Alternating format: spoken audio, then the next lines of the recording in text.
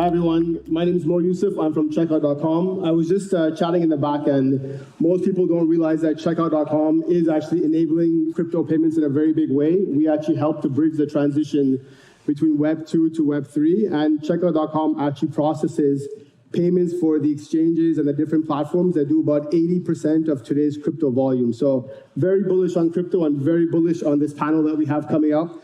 Let me call them up one by one. First, we have Riyad from MEVP. We have Vincent from Nifty Craft. Come on, guys, more excitement here. Anas from ArtsDAO. And Salwa from NuqtahNFT.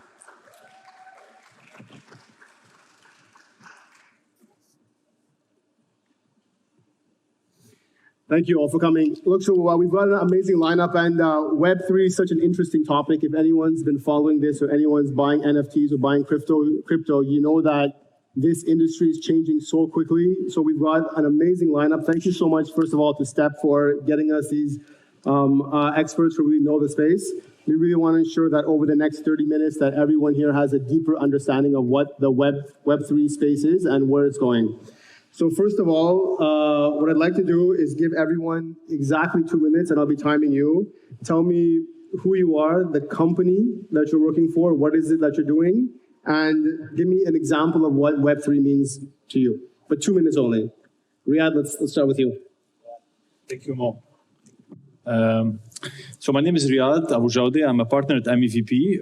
We're a fund based out of Dubai, but we invest across the MENA region. So we invest from Morocco to Pakistan and from Turkey to Nigeria. We're focused more on the MENA region. And we've been in the market for 10 years. We invest across all sectors. And more recently, we've picked up interest in Web3, and we've done 2 investments in the crypto space and the blockchain space. And one of our themes for investment themes is to find and invest in Web3 companies in the MENA region. The opportunity for us is a global opportunity, and this is the beauty of Web3. So for me, what Web3 is, in a very short way, very short manner, it's the internet of money, basically. Okay. So it's allowing people to own, transact, generate revenues on the internet in a way which was not possible in Web 2. And I don't mean it as a customer, I mean it as an owner, right? So now I can own, as a content creator, I can own the rights of my art online. As a creator on Snapchat or TikTok, I can actually own my handle, I can generate revenues directly, and I can own my stake in the platform. And these are 2 examples. Great, thank you. Vincent? Hi, thank you all. I'm Vincent Ghossoub, founder of Nifty Craft. We're building the forge of Web3, basically the network where players craft each other's NFTs. For me, Web3 is a necessary component of the definition of Web3 is true ownership, whereby the participants own the network or the platform they're participating. Thanks. Great. Anas? Mo, thank you very much. Hello, everyone. How's it going? So, my name is Anas Bhurtun. I run ArtsDAO. I'm also the co-founder of the Crypto Shakes podcast. We simplify crypto for everyday people. ArtsDAO is a decentralized, autonomous organization, which, in my view, represents the future of organizations going forward. What we do is we are a community. We're the largest NFT community in Dubai. We are all a bunch of punks, apes, cats, you name it. We're all of them. And we throw some of the biggest events, premium events for this community. But the biggest part of our offering is that we offer our members fractionalized interests into a portfolio balanced of NFT projects. Includes, your classic punks, apes, but also gaming and seed level. So we're also a DAO, an investment DAO, kind of like a VC, a portfolio DAO, and a social DAO as a result. Web3 to me represents a path to financial freedom. In many of you, if I think about one of the foundations of Web3 coming from Vitalik Buterin, really it comes from fighting back against centralized government, against centralization of banking, and a lot of other things which I'm happy to discuss. Things we may not discuss in this panel, but let's keep going. Salwa? So Salwa, founder of Nuqtah. Nuqtah is Saudi's first NFT marketplace, and we're literally everything that the panel said. We're validating that for the region, and we're doing it with the creatives first. And the mindset is really showing the value of how the supply side specific to the region can actually aid more value, and how our culture, our history, and our people, and all the utilities need to be more regional specific, as opposed to just having the international benchmarks lead the way. Sorry, my bad. But we're really validating that for our region, and that's what we're doing. Great, thank you. All right, I have a few questions. Vincent, let's maybe start with you. Gaming is something that you mentioned. You're very passionate about it. There's quite a bit of work that you're doing. Can you tell us the role of Web3 in gaming today and where you see it going? Well, can you hear me? Yeah. So Web3 today offers, for someone who's been in gaming for more than 12 years, it offers a paradigm shift and an opening of a new cycle of 15 to 20 years to come, where we're going to learn and experiment a lot and then maybe master it at some point. And that paradigm shift, as I said earlier, is really about the true ownership of the network the participants participate in. So in the case of gaming, I think gaming is the lowest hanging fruit for anything Web3, because games in particular have tons and tons of virtual assets inside of them. So these virtual assets in the past used to always be on a centralized and non-transparent ledger, basically the publishers or the developers' database of items. Now that database has been replaced by a technology called blockchain. And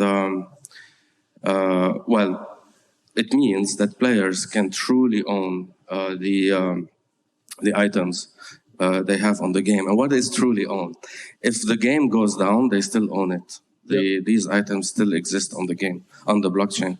Now you're going to ask me, okay, but if the game goes down, what is the utility of such items? So we have to work towards fulfilling the promise of Web3, whereby other tenets of that promise are also portability. So these assets can be portable and used in other game universes. That's like the vision we have in building a Nifty craft, because we want to be a forge for multiple game universes where players come in, NFT in, NFT out. They can forge each other's NFTs, putting in the right ingredients into the system. Another tenet, another aspect that we have to work on in Web3 is to even put the functions of the game on the blockchain in the form of a smart contract. So when you have the items on the blockchain, the functions on the blockchain, really the developer disappears out of the equation. And when you run it with a DAO, it becomes a truly decentralized experience. So now, are you going to tell me, yeah, so what's the use of this, for mankind and all of that? Gaming, fulfills a lot of desires. And this way of gaming fulfills a segment of the player's desires. And it is really at the forefront, usually, of like adopting new technologies for very simple reasons, is that game are imagined realities. There's no, you don't need boots on the ground or regulations more often than not. So you just need to imagine something and make it happen. So it's easy to adopt new technologies, and this is a very exciting technology. And I mean technology for games.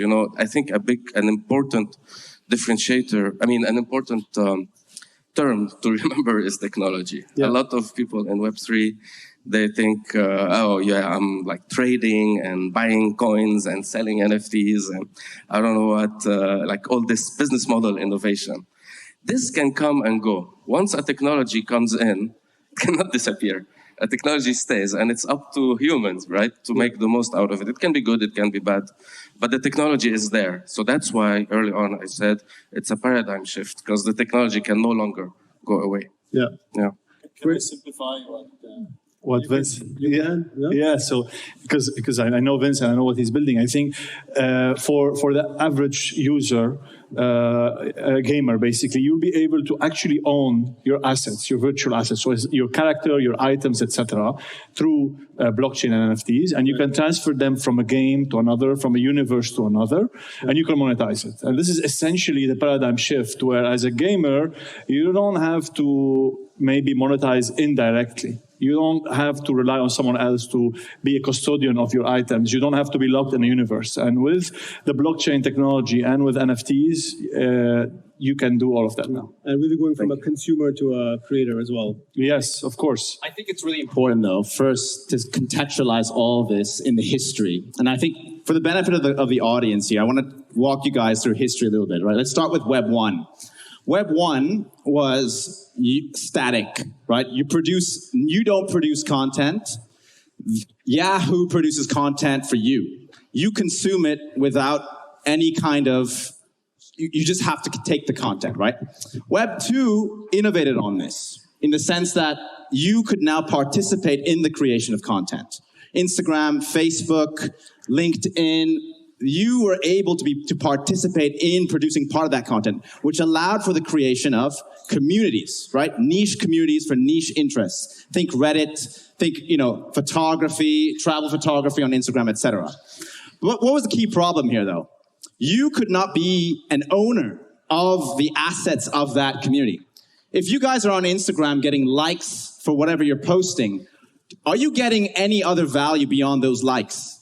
Absolutely not, right? All you're getting is, the value is really going to the gatekeeper here because it's centralized. Instagram, i.e. Facebook, holds your data and they hold all sort of the financial benefits of your data. Web3 looks to try to change that, right? Throughout Web 1 and Web 2, if you think of yourself as a balance sheet, you were just investing in liabilities, right?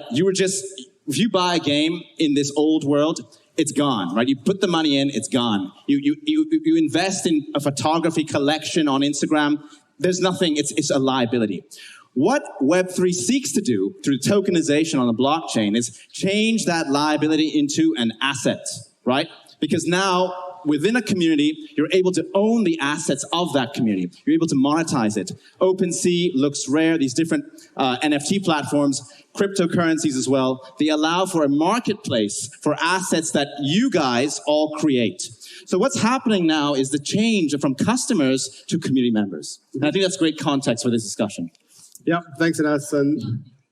There is now a value to that asset. Prior to Web3, no one knew what their work was worth. At least now there's a price tag on it. There's more validation. There's a long-term sustainability. I feel like that's a key player as well in the Web3, especially in forms of creatives. They never knew what they were worth. Galleries put these price tags on them and they barely got anything out of it. At least with Web3, they have that leeway and they have that ownership and they have that passage to make that decision themselves as well. Yeah.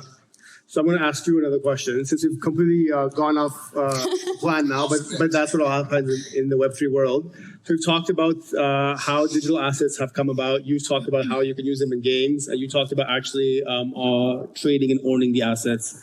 So talk to us a little bit about your platform and how it allows customers in the MENA region to actually trade these assets, own these assets. And how is it that you're really differentiating from the other global platforms out there? So needless to say, when you think of the NFT scene, two main pillars of that. So as a marketplace, you have your buyers and your creatives, right? And with the buyers, they're coming to invest, and yes, it's an investment opportunity, and feel free to jump in wherever you want and validate. I think firstly, we're assuming some knowledge here. Yeah. Does anyone here know what an NFT is? Maybe some of you Hands do. up. Most of you probably have heard of it. I think most people know. Does anybody here have some dollar bills with them? Do you have a $100 bill? Or don't carry any cash? Anybody got any cash? Allowed. Okay. Look at it this way. Imagine I got $100 bills here and $100 bills here, okay?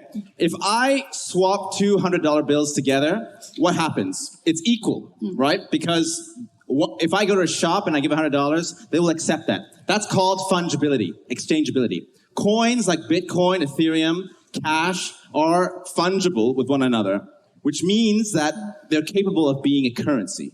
Now, non-fungibility is a unique asset, which is not capable of being exchanged for another equal. So a Picasso painting, is that fungible? Can you take your Picasso painting and go to a shop and exchange it for loads of coffees? Doesn't make sense, right? Because that's non-fungible. So non-fungible tokens merely gives value to assets that are unique, right? Right. Over to you. Okay, thanks for that. So validating on that or elaborating on that, what we're doing today with the creative scene is literally creating a space or an infrastructure for these creatives. And like most NFT marketplaces, they're looking at it more as an investment opportunity. These are blockchain fanatics. And for Nuqtah, it's slightly different because we're creatives ourselves.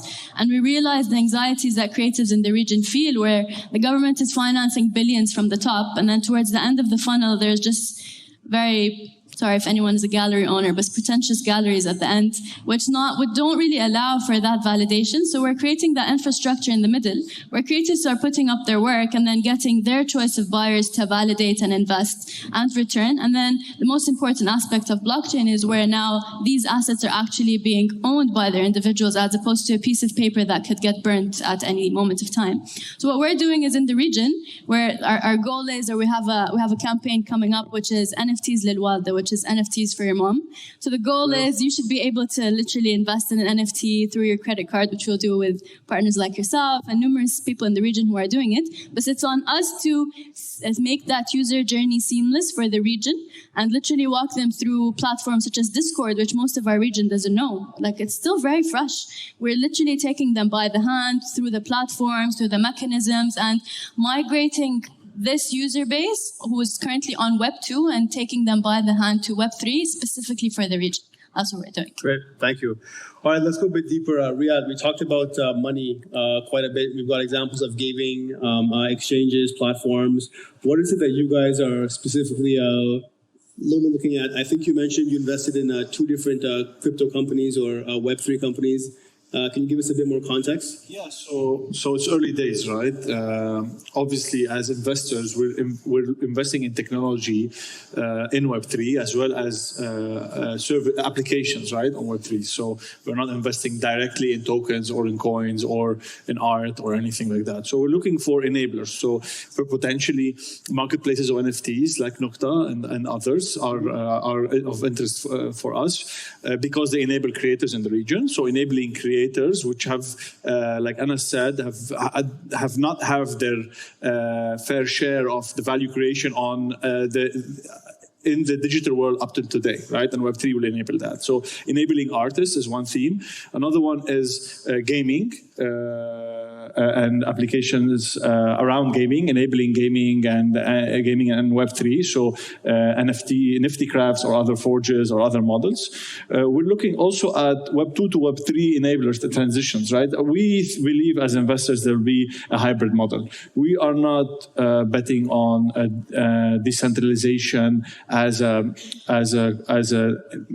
end by itself, but rather as a means to get to a more equitable distribution of value between all stakeholders in any ecosystem, like users, content creators, value creators, etc. Right? So we're looking at Web 2 to Web 3 transition, similar to OTO, which was offline to online. We're looking now at Web 2 to Web 3 transition. And I think checkout.com and others who enable, for example, payments or other access for users are interesting themes. And obviously DeFi, but DeFi is very complicated and very broad. Also, we need to understand how will this work with regulators here and with Sharia requirements in certain markets like Saudi Arabia and others, because interest and other things become complicated. We think that the crypto world will open up new possibilities for Sharia, for Islamic, basically, finance. However, to the way most of the things we have seen in the West today are not necessarily Sharia friendly. So, yeah. Great. Anas, we've talked about creators, investors, people who play games, right? There's a whole community aspect to it. And Vincent, I'm coming to you next because it's kind of relates to the stuff that you're doing. Can you give us a view of why community is so important in the Web3 world? There's crypto Twitter. There's a bunch of different communities on WhatsApp, Discord, Telegram. Why is the community angle so important to this space? So let me tell you guys a little story about how I founded ArtsDAO. So I got two guys here with the ArtsDAO team. Shout out to Zion and Matthias. How's it going, guys?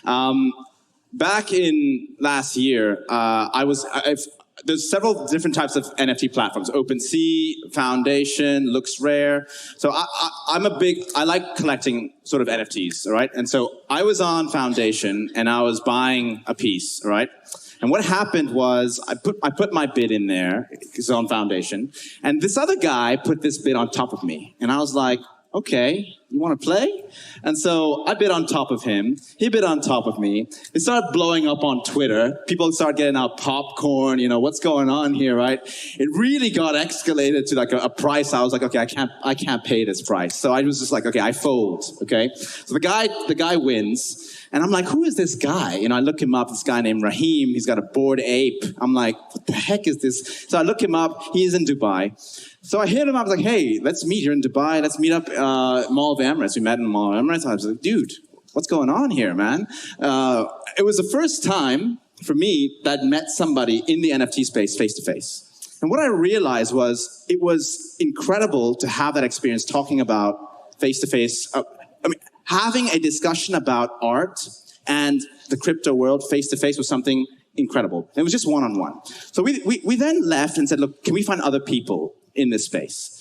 We then came back, and so we're working with Christelle Bashara, who is one of the first NFT artists out here. She's from Lebanon. So some of you may have heard of her. She's really, really quite incredible. She's speaking here at Step as well. Look out for her. But the guy there, Zion, he's called the NFT Penguin on Twitter. He reached out to Christelle. He's got a penguin, okay? To Christelle and said, hey, I heard you're in the NFT space. Let's have a get together. So nobody knows anybody here, right? We're all like avatars. And we meet up at Christelle Bashara's studio, and it's like the 15 of us. We're like, whoa, 15 people in NFTs in Dubai. And then we're like, wow, this is great. And so we tried this again. Like, wait. It was a lot of fun. We talked about what we owned, what we were buying, all that stuff. We came back for the next session. It was 30 people. Then it was 100 people. Then it was 400 people. It really blossomed. And as this happened, I saw the scale of interest. Why did people do this? Because the NFT space, the art you own, it brings people together in a different way. Firstly, there is, of course, a financial incentive, right? When you own an asset that's digital and it goes up in value and other people like you are also owning those assets, you have an affinity with them. Now, you might say, well, why isn't that like Facebook stock? I own Facebook stock, you own Facebook stock, we both rise. The thing is, it doesn't work that way, right? With NFTs, there's an artist who's made the work. There's the community building on Twitter. There are people behind it who are communicating with you directly. There are different, because of the NFTs, there are distinguishing characteristics. There's rarities in the collectible space. This all stimulates a lot of interest and discussion between different people, right? You're collecting different parts of communities. You're owning maybe an aspect of this community and that community. It's leading to more linkages. So there's two parts to the community part. There is, in the old world, I think in Web 2, we talk about customers. In Web 3, we talk about communities. Why? Customers aren't shareholders, really, in your business. You're there to just derive money from them, right? Which is quite instrumental and capitalistic, which is fine, right? We live in a capitalist world. But what I love about community thinking is you are empowering your community to sort of build for you. When you win, they win. Right? What's also interesting, so I'm a big part of the Clone X community. I don't know if you've heard of Clone X. They're with Artifact. They were just bought out by Nike. What I love about community is your community members will build stuff for you. So I've been airdropped this sort of pod where I can display art, right? Members of the Clone X community, without any financial incentive, are designing different pieces to go in that, and they're airdropping it to members of the Clone X community. Nike isn't doing anything. Nike's just there watching this community blossom up and up and up because of the value creation being generated. Yep. That, to me, represents a huge innovation where Web3 is sort of taking us, in my view. I have so many follow-up questions, but we're almost out of time. So I'll ask each of you a question. Vincent, starting with you. Who do you think are the winners in the Web3 space over the next 12 months or 24 months or a couple of years? Where do you think this is going? If people are looking to invest or to create or start a business, where is it that they should focus on? I have no idea. Great answer. I think, yeah, there's a lot of activity going on. There's a clear vision. I can tell you who's going to be winning in 20 years. But in 1 year from now, it's really the Wild West. Slingers everywhere, you know, and the hype is attracting also some bad actors. So you have to decipher the good actors from the bad actors. It's not easy, really. It's not easy to tell. In terms of, I think, just to have like a guiding principle, you know, as to if you want to put in some money in that stuff, just look at the team, you know, the team, the people. Yeah. Just as usual, as anything you do when you want to invest, you look at the team. Web3 has a very special characteristic in terms of its builders community. You have like a lot of excited, dogmatic goons who are just out. You can't even talk to them. You know, they're just like fanatic about it, and it's just about like going to the moon and you know and pumping things and things like that. So it's really difficult to deal with these folks. I find it difficult too. On the other hand, you also have probably the smartest people out there are in Web3 also. So you have these two poles. It's quite easy to tell, you know, who you're dealing with when you want to invest in Web3. Okay, thank you. Riyad, Salwa, just 30 seconds each. I know we're going to be pulled off the stage. What do you think are going to be the winners in this space? Just to add to that point, I think the beauty of this space is the ambiguity to it, like how everyone is a risk taker and everyone is just literally gambling and testing out how this can work best for them. And in terms of like winning, obviously, definitely gaming is doing wonders with their dollar values. But personally, I'm advocating for the creatives just to give them that power. But in the long run, I feel like it's inevitable that corporations will all also put in the Web3 space, like in terms of technology. So in the long run, with the way they function and with the need that they have, ideally they might be the winners, or they shall be the winners. That will ripple back down to everyone else. That's my prediction. Great, thank you. We had 30 seconds. For me, I think short run, like Vince was saying, it's hard, but on the long run, it's everyone will benefit. It will be just more equitable distribution of output versus how much input you're putting in the system, whether it's capital, whether it's effort, whether it's creation, whether it's your time, right? Right now, it's a little bit more, concentrated in certain parts in terms of value creation. So yeah, it's exciting. There will be ups and downs. I'm sure the next period will have a lot of, downs, in my opinion, but eventually, after the regulation and everything's kind of set, we will see a lot of value creation for everyone, for all the stakeholders. Great, thanks, man. And thank you to the wonderful people here on the stage with me, and I hope everyone took away a little bit more information on what Web3 is and where it's going. Thanks, Mo. Thank you. Thank you all.